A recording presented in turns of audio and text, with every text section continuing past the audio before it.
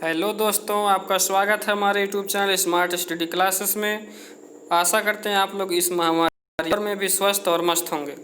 दोस्तों चलिए आज शुरू करते हैं हम वनस्पतियों के प्रकार। तो देखते हैं भारत जो पूरे विश्व में किस किस प्रकार की वनस्पतियां पाई जाती हैं, कौन कौन से पौधे किस किस क्षेत्र में उगते हैं और किस किस क्षेत्र में उगने वाले पौधों को कौन कौन सा नाम दिया जाता है। दोस्तों तो चलिए स्टार्ट करते हैं। दोस्तों शुरू करते हैं। यहाँ पे देखिए कुछ फिगर बना हुआ है। फिगर इसलिए बना हुआ क्योंकि दोस्तों कुछ वनस्पतियां विशेष प्रकार के स्थान पे उगते हैं और उनका अलग अलग नाम है दोस्तों। तो दोस्तों कितने प्रकार के दोस्तों टोटल होते हैं दोस्तों? लगभग 9 प्रकार के हैं दोस्तों। 9 प्रकार के। ट्रोफोफाइट है दोस्तों, हाइड्रोफाइट, हाइग्रोफाइट, जेरोफाइट, मीसोफाइट, क्रायोफाइट, हैलोफाइट, लिथोफाइट और पैरोफाइट। दोस्तों एग्जाम में बहुत सारे क्वेश्चन से बनता है कि पूछ लेता है दोस्तों कैसे कि ट्रोफोफाइट बताइए, ट्रोफोफाइट किस प्रकार के पौधे होते हैं, हाइड्रोफाइट किस प्रकार के पौधे होते हैं, हाइग्रोफाइट किस प्रकार के पौधे होते हैं दोस्तों। तो इस प्रकार के क्वेश्चन पूछा जाता है, बहुत सारा क्वेश्चन मिलता है दोस्तों। तो चलिए स्टार्ट करते हैं। फर्स्ट है देखिए दोस्तों ट्रोफोफाइट। दोस्तों यहाँ पे लिखा है ट्रोफोस्फियर दोस्तों, लेकिन यह ट्रोफोफाइट दोस्तों, यहाँ पे स्फीयर नहीं है, ट्रोफोफाइट है दोस्तों। ठीक दोस्तों, तो देखिए ट्रोफोफाइट किस प्रकार के पौधे हैं दोस्तों। ठीक दोस्तों, जो ट्रोफोफाइट है दोस्तों, ये देखिए यहाँ पे कैसा बना हुआ है दोस्तों, बहुत सारा जंगल है। जंगल यानी कि बहुत सारी वनस्पतियाँ, विभिन्न प्रकार की वनस्पतियाँ पाई जा रही हैं। यानी कि दोस्तों जो है यह उष्णकटिबंध क्षेत्र में उगने वाले वन है। ठीक, उष्णकटिबंधीय क्षेत्र में उगने वाले वन है दोस्तों, घास व अन्य वनस्पतियाँ। ठीक, ऐसे वन जो उष्णकटिबंधीय क्षेत्र में उगते हैं। दोस्तों ये उष्णकटिबंधीय क्षेत्र क्या है दोस्तों? जो पृथ्वी है, पृथ्वी पे 3 मुख्य जो अक्षांश रेखाएं हैं, कर्क रेखा, भूमध्य रेखा और मकर रेखा। तो दोस्तों जो भूमध्य रेखा है, भूमध्य रेखा को बोलते हैं विषुवत रेखा या फिर 0 डिग्री अक्षांश। ठीक, इसका 3 नाम है, एक विषुवत रेखा, एक भूमध्य रेखा और एक 0 डिग्री अक्षांश। तो दोस्तों जो 0 डिग्री अक्षांश या फिर भूमध्य रेखा है, इस रेखा पर सूर्य की जो किरणें हैं वो वर्ष भर यानी कि साल के 12 महीने, वर्ष के सालों के 12 महीने क्या पड़ता है यहाँ पे, सूर्य की लाइट निरंतर इस पर एक समान पड़ती रहती है। यानी कि हमेशा सबसे अधिक सूर्य ताप कहाँ पे पड़ता है? इसी 0 डिग्री अक्षांश पर। और दोस्तों इस जब सूर्य का ताप अधिक पड़ता है, यहाँ पे गर्मी अधिक होती है और यहाँ पे बारिश भी खूब सारा अधिक होता है। तो दोस्तों यहाँ पे जो जब वनस्पतियाँ, खूब सारी वनस्पतियाँ होती हैं और इसको बोलते हैं उष्णकटिबंधीय। दोस्तों उष्ण का मतलब गर्म। ठीक दोस्तों, उष्ण का मतलब होता है गर्म। तो ये उष्णकटिबंधीय क्षेत्र है दोस्तों। और यहाँ पे किस प्रकार की वनस्पति पाई जाती है? उष्णकटिबंधीय वनस्पति पाई जाती है दोस्तों। ठीक, सदाहरित वनस्पति पाई जाती है दोस्तों। और उष्णकटिबंधीय क्षेत्र है ये। और यहाँ पे उगने वाले पौधों को कहा जाता है ट्रोफोफाइट। ठीक दोस्तों, यहाँ पे उगने वाले पौधों को क्या कहा जाता है? ट्रोपोफाइट। दोस्तों ऐसे दिमाग में भर लीजिए ट्रोपो, थोड़ा नाम अटपटा लग रहा है दोस्तों। ट्रोपो यानी कि बहुत सारा गर्मी होगा यहाँ पे। जहाँ पे बहुत सारी गर्मी होगी वहाँ पे क्या होगा दोस्तों? क्या होगा वहाँ पे? वहाँ के पौधे जो होंगे, बहुत सारा पौधे उगेंगे, विभिन्न प्रकार के पौधे उगेंगे दोस्तों। ठीक, और यहाँ पे देखिए उष्ण और दोस्तों ट्रोपो, देखिए दोनों उष्ण और ट्रोपो, उष्ण और ट्रोपो दोस्तों, दोनों नाम कैसा लग रहा है? बिल्कुल लग रहा है जैसे कितना खराब नाम दोस्तों। ठीक, खराब का मतलब दोस्तों एक अजीब नाम लग रहा है, ट्रोपो उष्ण, ट्रोपो उष्ण। तो दोस्तों अगर आपको दिमाग में बैठाना हो तो अगर पूछ ले ट्रोपो कहाँ पे पाया जाता है, किस प्रकार की वनस्पतियाँ हैं, तो क्या बताएंगे आप? उष्णकटिबंधीय क्षेत्र में उगने वाले। ठीक दोस्तों, आगे ना ट्रोपोफाइट उष्णकटिबंधीय। चलते हैं नेक्स्ट पे। अब है हाइड्रोफाइट। अब देखिए दोस्तों हाइड्रो का मतलब होता है दोस्तों जल। ठीक दोस्तों, जहाँ भी हाइड्रो आ गया दोस्तों, हाइड्रो अगर आया तो वहाँ पे आप क्या समझ लेंगे? जल यानी कि पानी। कहीं भी अगर हाइड्रो शब्द सुन गए, दुनिया का कोई भी शब्द हो अगर उसमें हाइड्रो लगा है दोस्तों, तो उसका मतलब होता है पानी। पानी से रिलेटेड चीज़ें होती हैं।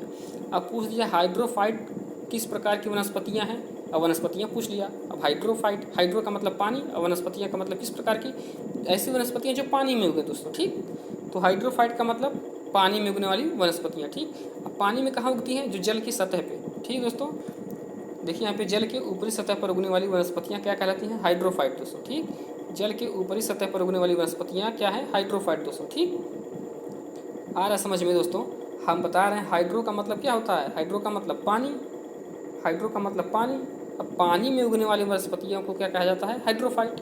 ठीक दोस्तों, यहाँ पे देखिए जैसे कमल है यहाँ पे खिला हुआ है। ठीक, यहाँ पे जलकुंभी है। तो दोस्तों ये सब कैसी वनस्पतियाँ हैं? जो जल के ऊपरी सतह पर उगे होती हैं। ठीक, यहाँ जल है, ये सब जल है, जल की ऊपरी सतह पर उगी होती हैं ये वनस्पतियाँ, इनको बोलते हैं हाइड्रोफाइट। ठीक दोस्तों, अब दिमाग में ये बैठा लीजिए कि हाइड्रो मतलब पानी। कहीं भी अगर हाइड्रो आप शब्द सुन गए, कहीं भी हाइड्रो शब्द सुन गए, हाइड्रो शब्द उसका मतलब पानी दोस्तों। ठीक, पानी से रिलेटेड उस चीज़ें होंगी जो हाइड्रोफाइट। अगर पूछ दिया, ऐसे पूछ दिया हाइड्रोफाइट किस प्रकार की वनस्पतियां हैं, अब वनस्पतियां जैसे पूछिए ना कि वो किस प्रकार की वनस्पतियां पूछ रहा है कि कहाँ उगती हैं वनस्पतियां, तो दोस्तों पानी है, हाइड्रो का मतलब पानी, पानी में उगने वाली वनस्पतियां हाइड्रोफाइट। ठीक, चलते हैं नेक्स्ट पे, थर्ड पे दोस्तों, हाइग्रोफाइट। जी दोस्तों, बहुत इंपॉर्टेंट, हाइड्रो और हाइग्रो में अंतर बहुत थोड़ा सा है दोस्तों। ठीक, हाइड्रो का मतलब दोस्तों सीधा सीधा जल होता है। ठीक, हाइड्रो का मतलब जल, लेकिन हाइग्रो का मतलब जहाँ पे आर्द्रता अधिक हो दोस्तों। आर्द्रता का मतलब नमी, आर्द्रता का मतलब होता है दोस्तों नमी। ठीक, ये चीज़ दिमाग में बैठाइए, जहाँ पे हाइग्रो पूछे यहाँ की, वहाँ पे मतलब नमी होता है, जहाँ हाइड्रो पूछे वहाँ पे पानी होता है। ठीक दोस्तों, हाइड्रो का मतलब पानी, हाइग्रो का मतलब नमी। अब वहाँ ऐसी वनस्पतियाँ जो अधिक आर्द्रता वाले क्षेत्रों में उगती हों, जहाँ पे जल अधिक मात्रा में ज़मीन में हो, वहाँ की मिट्टी में हो, वो क्या कहलाएगा, हाइग्रोफाइट।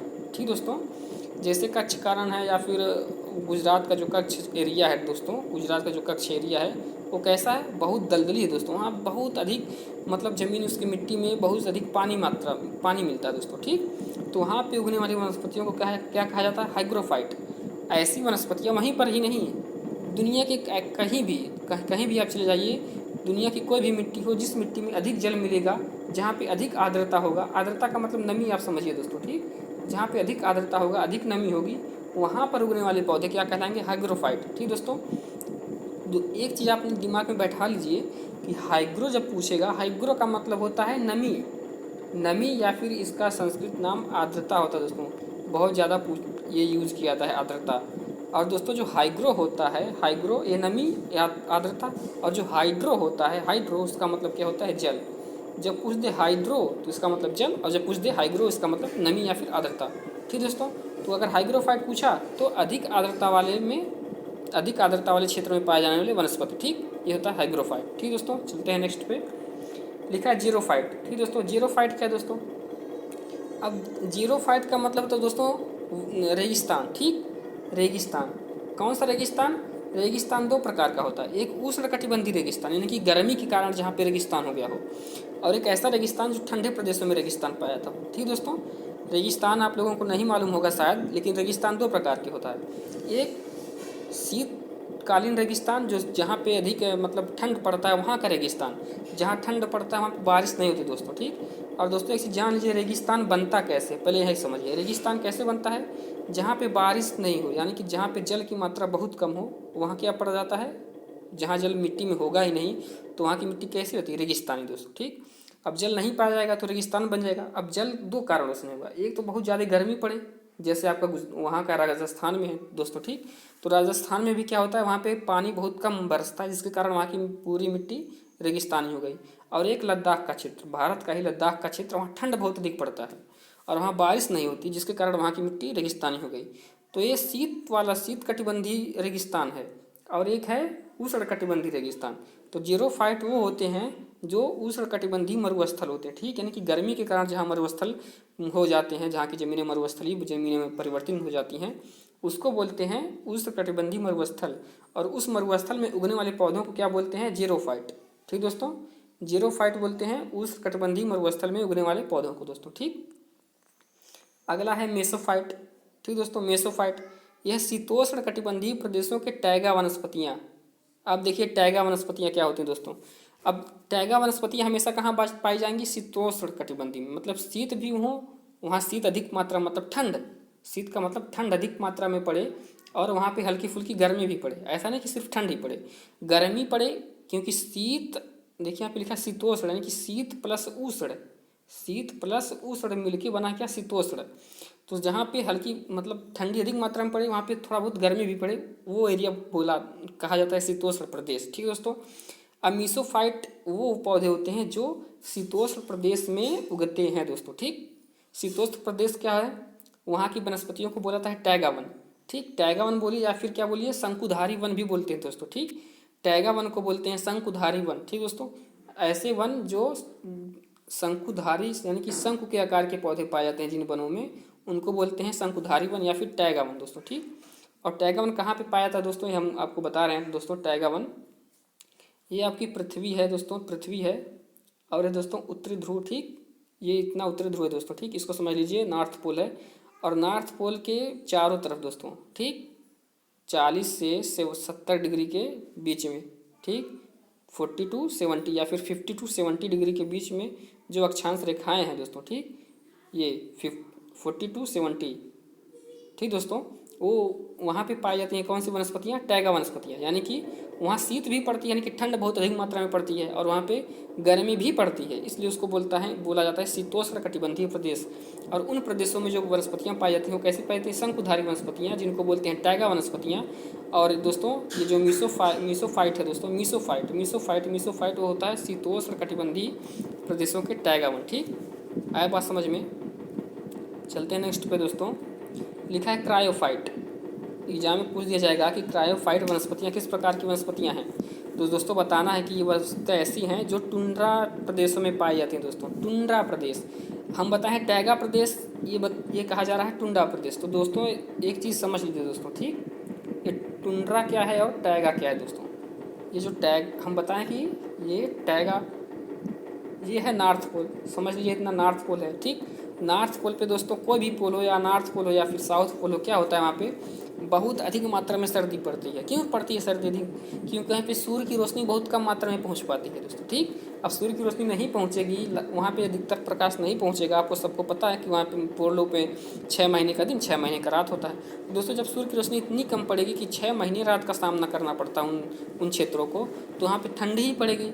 तो ठंड जब खूब सारा पड़ता है तो वहाँ पे कोई वनस्पतियाँ, अधिक से अधिक वनस्पतियाँ उगी नहीं पाती हैं। वही वनस्पतियाँ उगती हैं जो बहुत पानी में या फिर बहुत ठंडे क्षेत्रों में उगाई जाती हैं। जैसे दोस्तों लाइकेन हुआ, काई हुआ। हम लोगों के यहाँ पे बारिश के मौसम में आप लोग देखते होंगे काई तमाम उग जाती हैं, लाइकेन, शैवाल उग जाते हैं। तो दोस्तों ये छोटी छोटी वनस्पतियाँ पाई जाती हैं उन ठंडे प्रदेशों में दोस्तों। यहाँ पे देखिए फिगर में बना हुआ है दोस्तों। ठीक, तो वहाँ की वनस्पतियाँ कही जाती हैं टुंड्रा वनस्पतियाँ। ठीक, टुंड्रा वनस्पतियाँ कही जाती हैं। तो क्रायोफाइट का मतलब टुंड्रा वनस्पतियाँ। यहाँ पे देखिए क्रायो दिया है, यहाँ पे देखिए टुंड्रा दिया है। ठीक, तो क्रायो मतलब टुंड्रा, ठीक, क्रायो मतलब टुंड्रा, समझ लीजिए। क्रायोफाइट का मतलब टुंड्रा प्रदेशों में पाई जाने वाली वनस्पतियाँ। ठीक, अब टुंड्रा प्रदेश क्या है, शीत कटिबंधी है दोस्तों। ठीक, यानी कि शीत में ही सिर्फ ये पाए जाएंगे। आया बात समझ में। जो शीत कटिबंधी टुंड्रा प्रदेश है उसको बोलते हैं क्रायोफाइट।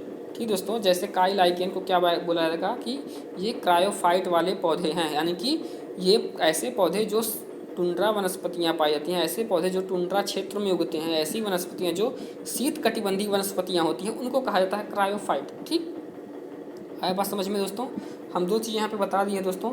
एक बताएं जो नॉर्थ पोल है, नॉर्थ पोल पर पाए जाने वाली वनस्पतियों को बोलते हैं टुंड्रा वनस्पतियाँ। ठीक, नॉर्थ पोल पर पाए जाने वाली वनस्पतियों को बोलते हैं टुंड्रा वनस्पतियाँ दोस्तों, ये वनस्पतियाँ। और जो नॉर्थ पोल के चारों तरफ 50 यानी कि 50 टू 70 डिग्री अक्षांश रेखाएं हैं दोस्तों, उनके बीच में जो वनस्पतियाँ पाई जाती हैं दोस्तों, उनको बोलते हैं टैगा वनस्पतियाँ। टैगा वनस्पतियों को बोलते हैं मीसोफाइट, और टुंड्रा वनस्पतियों को बोलते हैं क्रायोफाइट दोस्तों। ठीक, आया बात समझ में। जब मीसोफाइट पूछेगा तो दोस्तों ये टैगा वाले, और जब क्रायोफाइट तब ये टुंड्रा वाले दोस्तों। ठीक, आया बात समझ में। चलते हैं नेक्स्ट पे। लिखा हैलोफाइट, मोस्ट इंपॉर्टेंट है दोस्तों। बहुत बार हैलोफाइट पूछता है दोस्तों, बहुत बार हैलोफाइट बहुत बार पूछता है दोस्तों। ठीक, मोस्ट इंपॉर्टेंट है ये। लिखा है नमकीन मिट्टी की वनस्पतियाँ। अब नमकीन मिट्टी कैसा होगा, समझ पा रहे हैं कुछ। नमकीन मिट्टी क्या होगी दोस्तों, नमकीन मिट्टी वो होगी जहाँ पे समुद्र का जल आता हो। समुद्री जल ही तो नमकीन होता है दोस्तों। तो ऐसा वनस्पतियाँ जो समुद्री जल में पाई जाती हैं। ठीक, अब ये मान लीजिए समुद्र है दोस्तों, यहाँ तक आया, समुद्र ऐसे फैला, यहाँ से स्थल शुरू होता है दोस्तों। ठीक, अब क्या होता है कि समुद्र का जलस्तर जब कभी कभी ऊपर उठता है, फिर ऐसा कि समुद्री जो तरंगे होती हैं दोस्तों, ऐसे बहुत सारी तरंगे आती हैं जिसको बोलते हैं लहर, और ज़मीन पे पहुँच जाती हैं दोस्तों। ठीक, बहुत ऊंची ऊंची लहरें जाती हैं, ज़मीन पे पहुँच जाती हैं दोस्तों। ठीक, जो तट के बिल्कुल सटे हुए प्रदेश होते हैं। ठीक, प्रदेश का मतलब स्थान या फिर मिट्टियाँ। अब वहाँ पानी भर जाता है, वहाँ पानी कैसा भरा होता है दोस्तों, नमकीन पानी। अब समुद्र का पानी होता तो नमकीन ही होगा। अब वहाँ पे वनस्पतियाँ जो पाई जाएंगी वो तो यहाँ की वनस्पतियों की तरह होंगी नहीं। ठीक दोस्तों, जो मीठे पानी की वनस्पतियाँ होती हैं वहाँ कुछ अलग प्रकार की वनस्पतियाँ पाई जाएंगी दोस्तों।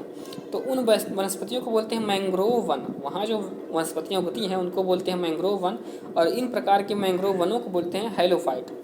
आए बात समझ में दोस्तों, हैलोफाइट वनस्पतियों को बोलते हैं मैंग्रोव वन।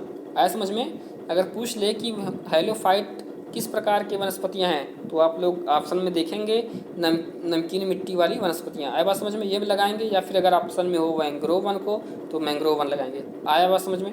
आपको बस ये समझना है कि जो हैलोफाइट है वो किस प्रकार के पौधे कहाँ पर उगते हैं दोस्तों। तो आपको बताना ये है कि नमकीन जो मिट्टियाँ होती हैं या फिर नमकीन जल होते हैं उनमें उगने वाले पौधों को हैलोफाइट पौधे बोला जाता है। ठीक, चलते हैं नेक्स्ट पे।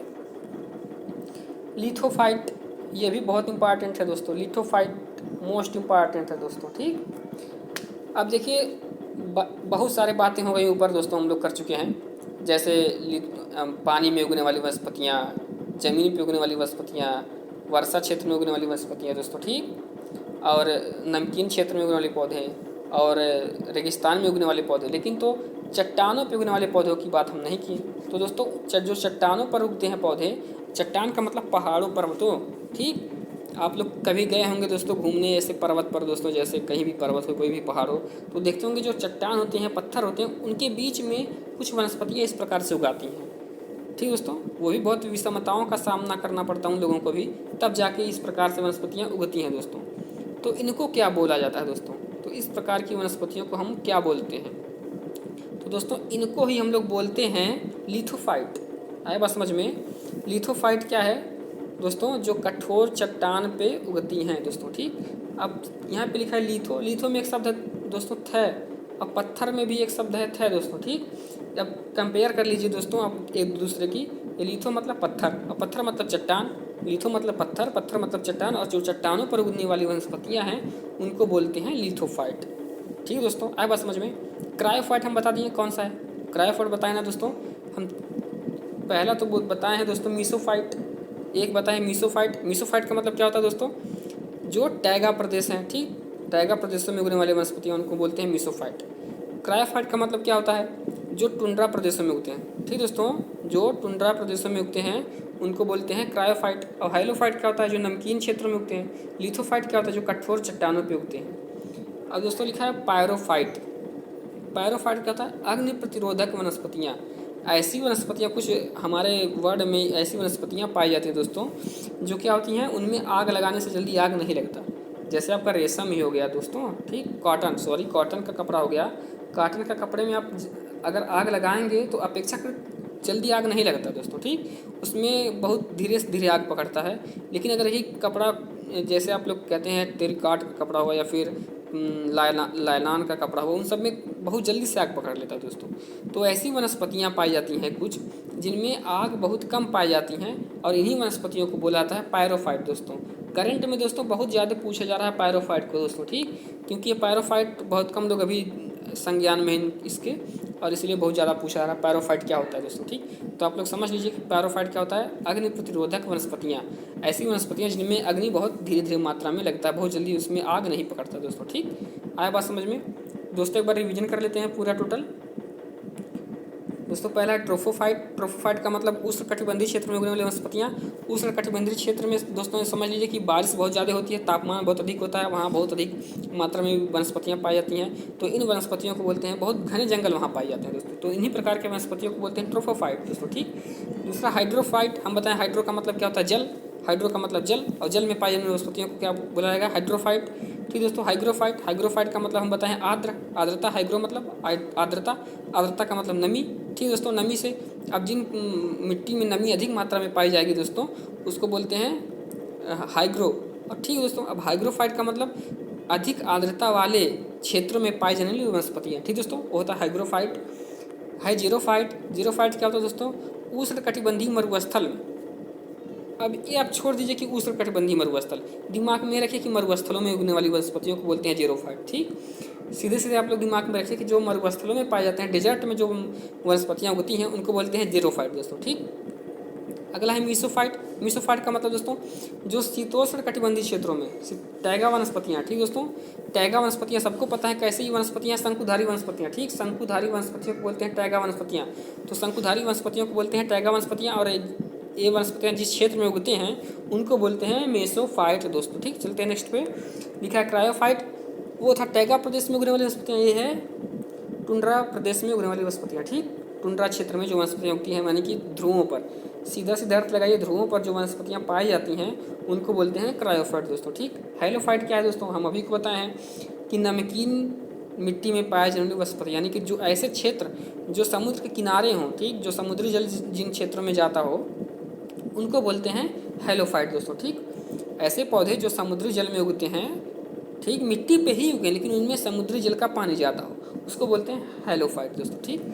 अगला है लिथोफाइट। लिथोफाइट हम बता दिए, थे का मतलब पत्थर, ठीक। इसमें जो थे है उसका मतलब पत्थर, और पत्थर में उगने वाली वनस्पतियाँ यानी कि चट्टानों में उगने वाली वनस्पतियों को बोलते हैं लिथोफाइट, ठीक। तो चट्टानों पर उगने वाली वनस्पतियाँ क्या हैं, लिथोफाइट, ठीक दोस्तों। अब अगला है पैरोफाइट। पैरोफाइट का मतलब दोस्तों हम बता दिए हैं अग्नि प्रतिरोधक वनस्पतियाँ, ठीक दोस्तों। तो दोस्तों आज हम लोग इसके बारे में पढ़े हैं कि हमारे जो विश्व में कौन कौन सी वनस्पतियाँ, किस प्रकार की वनस्पतियाँ पाई जाती हैं, किस किस क्षेत्र में कौन कौन से वन उगते हैं दोस्तों। अगर आपके पसंद आए तो हमारे चैनल को सब्सक्राइब करिए दोस्तों, अवश्य सब्सक्राइब कीजिए दोस्तों, शेयर कीजिए और लाइक कीजिए दोस्तों, ठीक। हमारे चैनल को शेयर कीजिए, लाइक कीजिए और दोस्तों सब्सक्राइब करना ना भूलिए दोस्तों, ठीक। आपके सपोर्ट से दोस्तों हमको मोटिवेशन मिलता है दोस्तों, इसलिए आप अपना सपोर्ट हमने बनाए रखिए दोस्तों। आज के लिए धन्यवाद दोस्तों, नमस्कार। मिलते हैं नेक्स्ट वीडियो में, तब तक के लिए जय हिंद।